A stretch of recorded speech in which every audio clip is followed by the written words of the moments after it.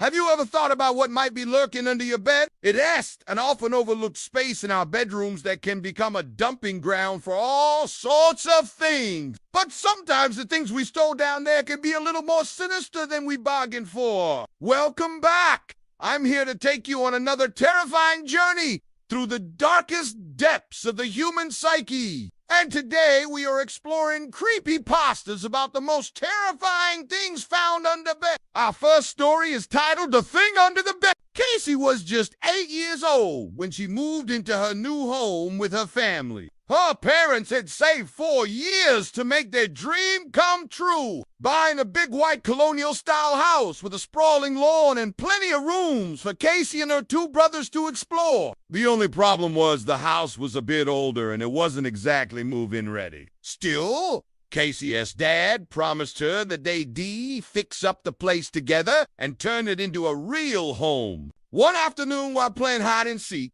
Casey found the perfect hiding spot beneath her bed. It was dark and dusty, but she loved the cozy enclosed space. That is until she heard a strange scratching noise coming from the other side of the bed frame. She tried to ignore it, telling herself it was probably just some animals, or maybe just the pipe. But then the scratching started again and something heavy started dragging itself closer and closer to where she was hiding. Casey screamed for her mom and ran out from under the bed.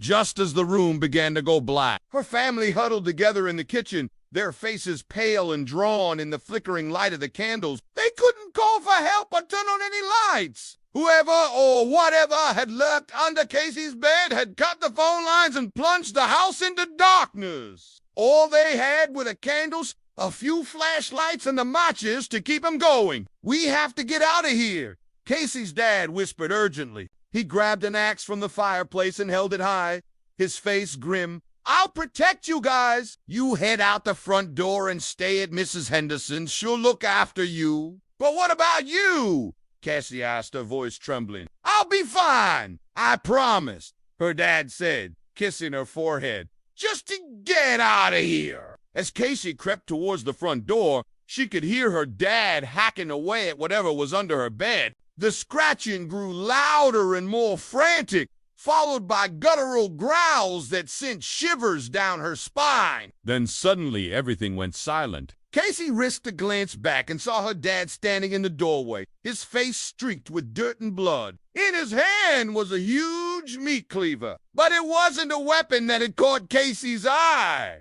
It was what was attached to it. Her dad had hacked off the head of a dog, its fur matted and bloody. But that wasn't the worst part. As Casey stared in horror, the dog's eyes snapped open and it lunged at her. She screamed and stumbled back, knocking over a vase and sending shards of glass tinkling across the floor. Startled by the commotion, the dog dropped the head and slunk back into the shadows. Casey didn't hesitate. She fled into the night, not stopping until she reached Mrs. Henderson's house. Shaking and sobbing, she explained what had happened.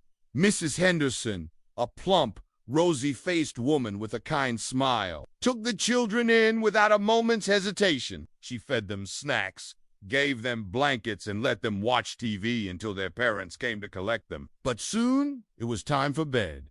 Mrs. Henderson tucked Casey in and kissed her goodnight. "Don't worry, dear," she said soothingly. "That dog isn't going to hurt you. It's harmless." "But you don't understand," Casey cried, burying her face in her pillow.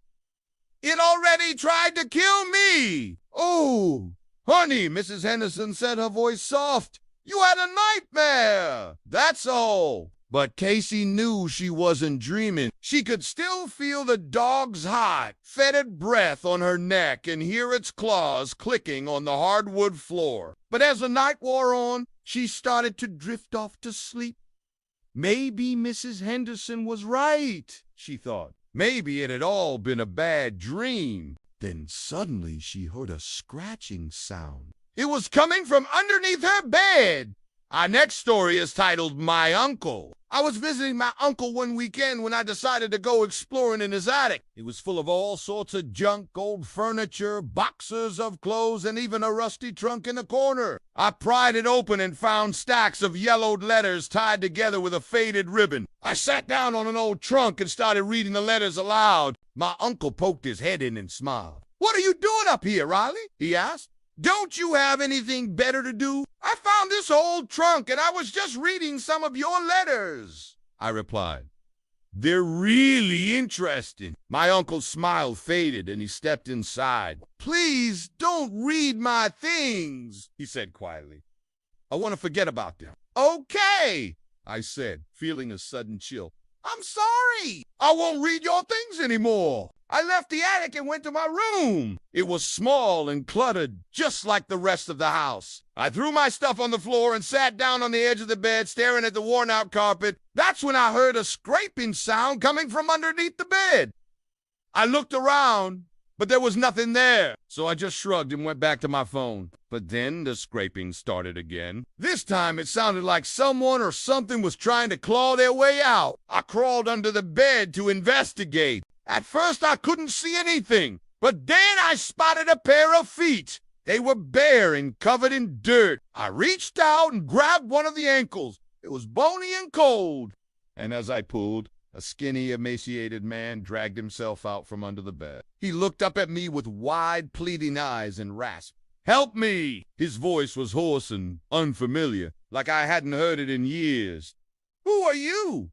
I asked, my voice shaking. "I'm your uncle," he whispered, his eyes filled with fear. "Please help me." Our next story is titled Under the Bed. For as long as I could remember, there had always been a large wardrobe in the corner of my bedroom. It was an old, heavy piece of furniture with ornate carvings and brass handles. I loved playing hide-and-seek with my friends behind it when I was young, pretending that it was a portal to another world. But one day, when I was homesick from school, I discovered something disturbing. I was lying on my bed watching TV when I heard a scratching sound coming from under the wardrobe. I sat up and listened intently. Then I heard it again, along with a muffled thump. Curiosity got the better of me, and I crawled under the wardrobe to investigate. There was a narrow gap between the floorboards and the bottom of the wardrobe. Just enough room for a small animal to squeeze through. I peered into the darkness and saw a pair of glowing eyes. They were bright green and seemed to stare back at me accusingly. Then suddenly a scaly hand shot out and grabbed my wrist. I screamed and yanked my hand back, knocking over a nearby lamp. That creature hissed and retreated back into the darkness. Adrenaline surged through my veins as I scrambled away from the wardrobe, knocking over a chair and a bookshelf in my haste. I stood frozen in fear, my heart pounding in my chest. What had I unleashed? I never went back to check, but sometimes late at night I can still hear the scratching and thumping sounds coming from under the wardrobe. And sometimes when I wake up in the middle of the night, I can swear I hear a pair of glowing eyes staring back at me from the darkness. Thank you for joining me today. If you enjoyed this video, please leave a like and share with a friend. And if you haven't already, subscribe and join our growing community. Until next time, stay safe and watch your step, because you never know what might be lurking under your bed.